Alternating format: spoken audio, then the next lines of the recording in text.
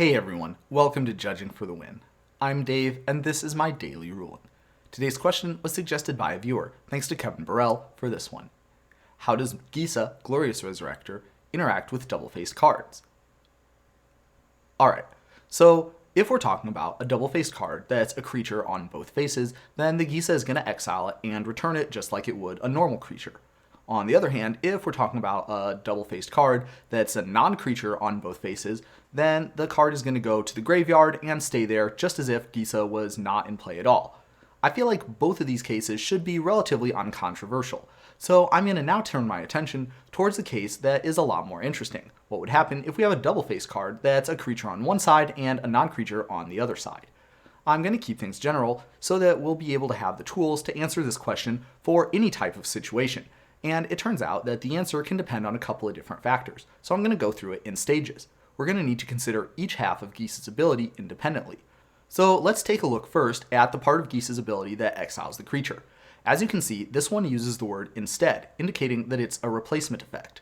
The way replacement effects work is they look out for anything that's about to happen in the game, and if it matches their conditions, then they're going to replace that event with a completely different one. Accordingly, we're going to need Gisa to see an actual creature when it's on the battlefield in order to exile it.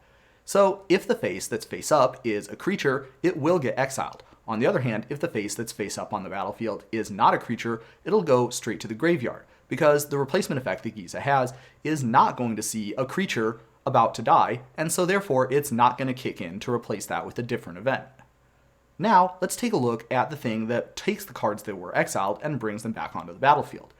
We can see that this says you take all the creature cards that were exiled with Gisa. And in order to be considered a creature card while it's in exile, it's going to need to have the front face of that double-faced card being a creature.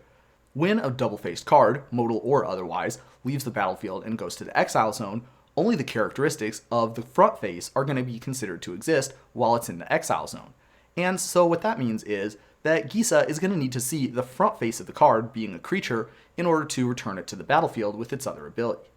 And so with this, we have all the tools that we need in order to answer any type of question like this involving these types of cards. First of all, in order to get exiled, the thing needs to look like a creature while it's on the battlefield. Note that we do take continuous effects into account when we're making these types of decisions. So if, for example, we have a double-faced card that's a land, and we have something that makes all lands into creatures, well, then that card would be getting exiled, because on the battlefield, it's going to look like a creature.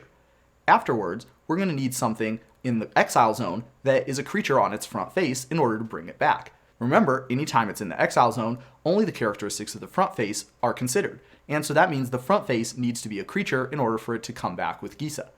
And that's all I have for you today. How did you do? Join me again tomorrow for another daily ruling, but until then, I hope you have a great day.